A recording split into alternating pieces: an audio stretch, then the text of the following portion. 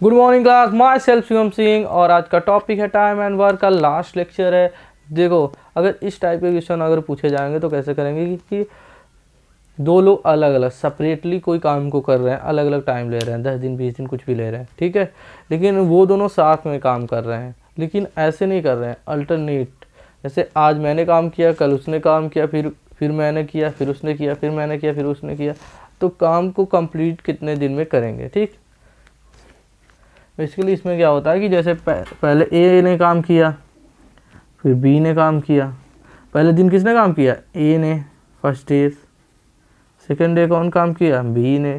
फिर ए काम करेगा, फिर बी काम करेगा, फिर ए काम करेगा, फिर बी काम करेगा, जब तक ये काम कंप्लीट नहीं हो जाएगा, ठीक है।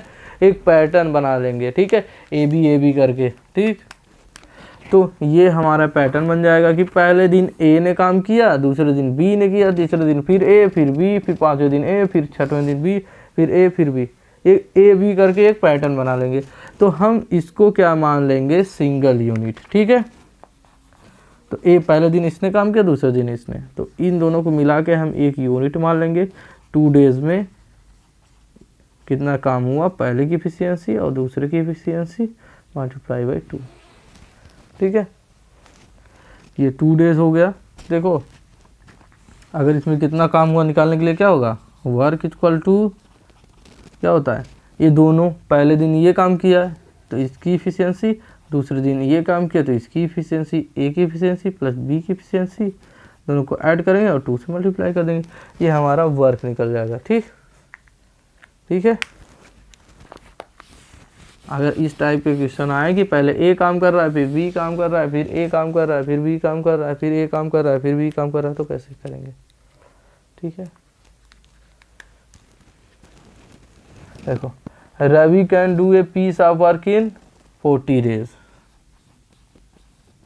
रवि किसी काम को 40 डेज में कर रहा है। सुधा उसी काम को कितने दिन में कर रही है? 60 डेज में, ठीक है। तो रवि को हम आर मानते हैं, तो आर किसी काम को 40 डेज में कर रहा है और एस उसी काम को 60 डेज में कर रहा है, ठीक है, सेपरेटली अलग अलग, ठीक। अगर ये दोनों अल्टरनेट काम करें तो इस काम को कब कंप्लीट करेंगे, कितने दिन में करेंगे, ठीक।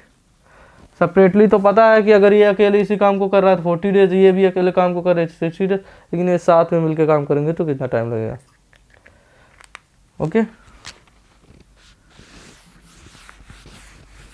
तो हमको ये गिवन हो गया कि अगर ए मतलब आर लिख देते हैं, रवि, आर मीन्स रवि।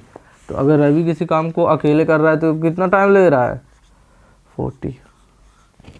और एस मतलब सुधा अगर किसी काम को कर रही है तो कितना टाइम लग रहा है? 60, ठीक। ये अलग अलग काम को कर रहे हैं तो कितना टाइम लग रहा है। अब देखो, वर्क निकालने का मतलब ये फार्मूला क्या था? एलसीएम मेथड से वर्क निकाल लो। इन दोनों का एलसीएम ले लो। 40 को हम ले सकते हैं 2 × 2 × 2 × 5, ये हो गया। और 60 को क्या लिख सकते हैं? 2 × 3 × 2 × 5, ठीक है। जो कॉमन आ रहा है उसको कॉमन ले लीजिए, जो कॉमन आ रहा है उसको कॉमन ले लीजिए। कॉमन कौन कौन सा है? 2 भी आ रहा है कॉमन, ये भी 2 कॉमन आ रहा है, ये भी आ रहा है, तो हम लिखेंगे 2 2 एंड 5। और क्या बच रहा है? 2 बच रहा है तो इसको भी लिख देंगे, और 3 बच रहा है इसको भी लिख देंगे, ठीक है। तो ये हमारा हो जाएगा 10 और ये है हमारा 4 मल्टीप्लाई बाई 3, तो हो जाएगा 120, ठीक है। तो यहाँ पे लिखेंगे वर्क कितना हो गया? 120, ओके। अब इफिशियंसी निकाल लेंगे। इफिशियंसी कैसे निकालते हैं? इफिशियंसी निकालने का क्या मेथड है? Work divide by time. तो 120 डिवाइड बाई टाइम करो, 40 से कितनी आ गई? 3, और उसको डिवाइड करो 120 डिवाइड बाई 60 आया 2। तो ये इफिशियंसी पता चल गया, ओके। अब बोल रहा है कि पहले काम को कौन कर रहा है? सुधा, मतलब पहले एस काम को स्टार्ट कर रहा है, फिर रवि कर रहा है, फिर सुधा कर रही है, फिर रवि कर रहा है, फिर उस काम को सुधा, फिर रवि, फिर सुधा, फिर रवि। और ये पता करना है कब तक काम कंप्लीट होता है। तो इसको हम सिंगल यूनिट मान लें, तो 2 डेज हो गया। 2 डेज में काम कितना हो रहा है? तो इसकी इफिशियंसी प्लस इसकी, तो पहले की इफिशियंसी कितनी थी? पहले की इफिशियंसी देखो, सुधा की इफिशियंसी कितनी है? 2 है, 2 multiply by 1 plus 3 multiply by 1। समझ में आया? 2 डेज में कितना काम हो गया, ऐसे समझो। देखो अभी देखो कैसे समझना है। देखो रवि अकेले काम कर रहा है तो कितना लग रहा है 40 डेज, सुधा अकेले काम कर रही है 60 डेज। वर्क फाइंड करना है तो यहाँ से कर लिए एलसीएम मेथड से, ठीक है। उसके बाद क्या होगा, वर्क अपॉन टाइम, तो इसकी इफिशियंसी निकल गई, वर्क अपॉन टाइम तो इसकी इफिशियंसी निकल गई, ठीक है। तो रवि की इफिशियंसी कितनी 3 और सुधा की 2। ओके, अब देखो बोला काम को स्टार्ट कौन करेगा, सुधा, ठीक है। काम को स्टार्ट कौन करेगा, यहाँ से देखो काम को स्टार्ट कौन करेगा, सुधा। तो सुधा को काम स्टार्ट कर रही है तो सुधा पहले वर्क करेंगी, पहले दिन, दूसरे दिन रवि, फिर तीसरे दिन सुधा, फिर रवि, फिर सुधा, फिर रवि, ऐसे ऐसे काम होगा, ठीक।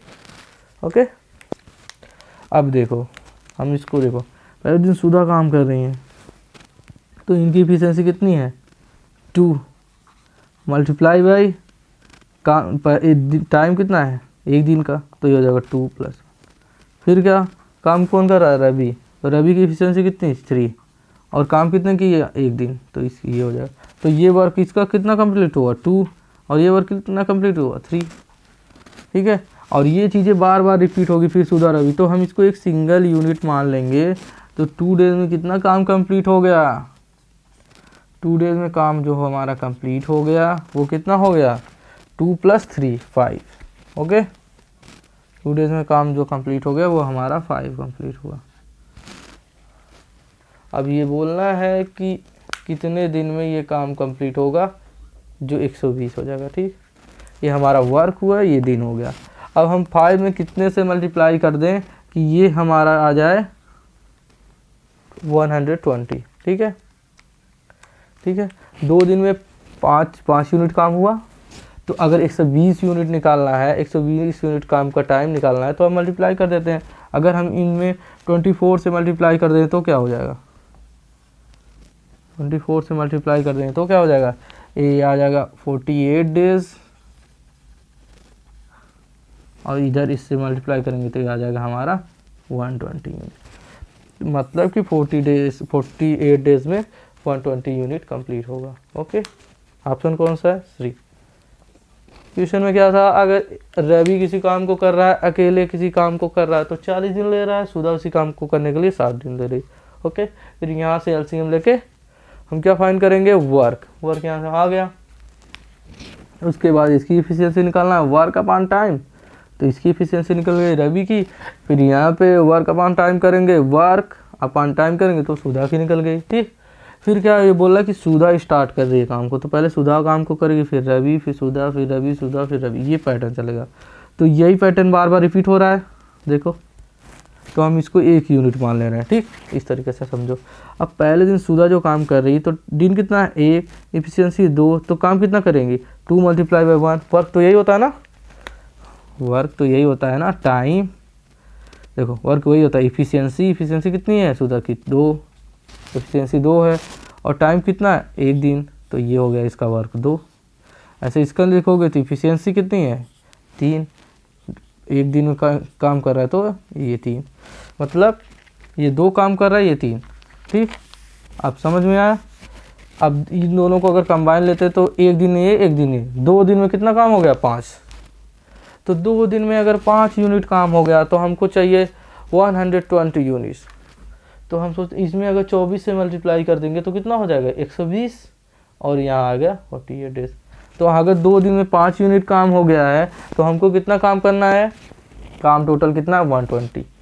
तो हम 5 में कुछ ऐसा मल्टीप्लाई कर देते हैं जिससे 120 हो जाए। तो इसमें हम 24 से मल्टीप्लाई कर देंगे तो कितना हो जाएगा 120, और फिर ये कितना टाइम हो जाएगा 48 डेज, ठीक। जब 2 दिन में 5 कर रहा है तो 48 डेज में 120 करेगा, सिंपल क्वेश्चन है, ठीक। पॉज करिए नोट। देखो नेक्स्ट क्वेश्चन है हमारे पास एसएससी सीजीएल का। A and B can complete a work in 10 days and 20 days respectively. A started the work and they work in alternate days. In how many days will the total work will be completed? देखो A and B, जो देखो A and B अगर काम को कर रहे हैं अलग अलग तो 10 दिन का, और कितना लग रहा है 20 दिन, ठीक है। अगर ए को काम को स्टार्ट कर रहा है, फिर बी कर रहा है, फिर ए कर रहा है, फिर बी कर रहा है, तो ये कितने दिन में काम कंप्लीट होगा। ठीक, एक क्वेश्चन में है। तो ए अकेले काम को कर रहा है कितने दिन में, 10 दिन में। ठीक है, और बी अकेले इस काम को कितने दिन में कर रहा है, 20 दिन में।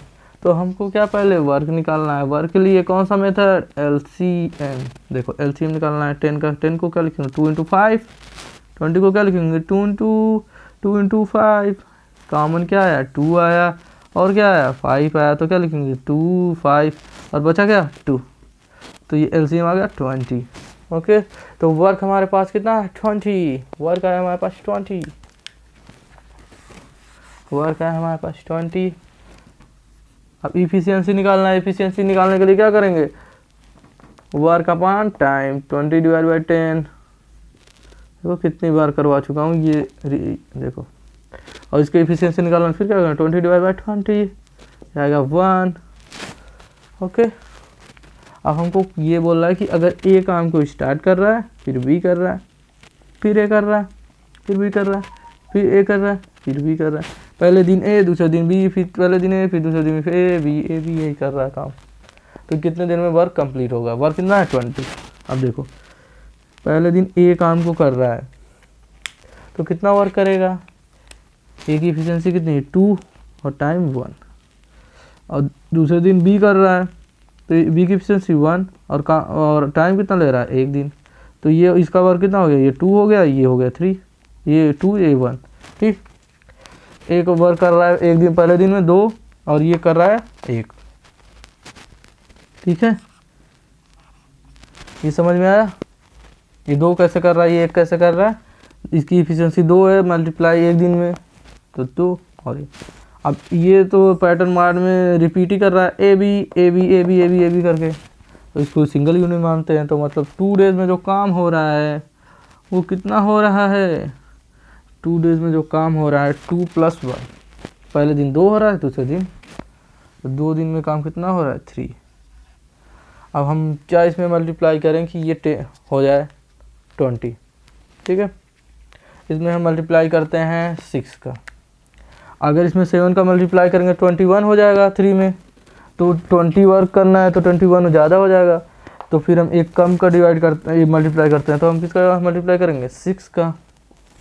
तब हमारे पास वर्क कितना कंप्लीट होगा, तो हमारे पास वर्क आ जाएगा यहाँ पे 6 मल्टीप्लाई होगा, तो यहाँ 6 × 2 कितना होगा 12 डेज। 12 डेज में काम कितना हुआ 18 यूनिट, जबकि हमको करना था कितना 20 यूनिट। ओके, तो हम 12 दिन में 18 यूनिट को कंप्लीट कर लिए, 2 यूनिट बच रहा है।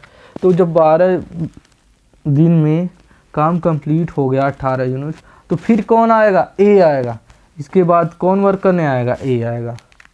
13वें दिन कौन आएगा, देखो ए आ रहा है, फिर बी आ रहा है, ए बी। तो जो ऑड डे आएगा वो कौन आएगा, ए ही आएगा। देखो यहाँ तक कंप्लीट हो गया, फिर कौन आया ए, यहाँ तक कंप्लीट हो गया, फिर कौन आया ए। तो इसके बाद 13वें दिन कौन आएगा, ए। तो यहाँ पे ऐड करेंगे +1 और वर्क करने कौन आएगा, वर्क करने ए आएगा। और एक दिन में वर्क कितना कर रहा है ए 2, तो यहाँ से ऐड कर देंगे +2। तो टोटल काम अगर 20 करना है तो 12 दिन तो ये दोनों मिल के करेंगे 18। उसके बाद 13वें दिन फिर ए आएगा और वो काम करेगा 2 यूनिट और हो जाएगा कंप्लीट 20। ठीक है, तो हमारा हो जाएगा कंप्लीट। यहाँ से देख लो, तो हमारा कंप्लीट हो गया। मतलब कितना हो गया 30 डेज में काम हो गया।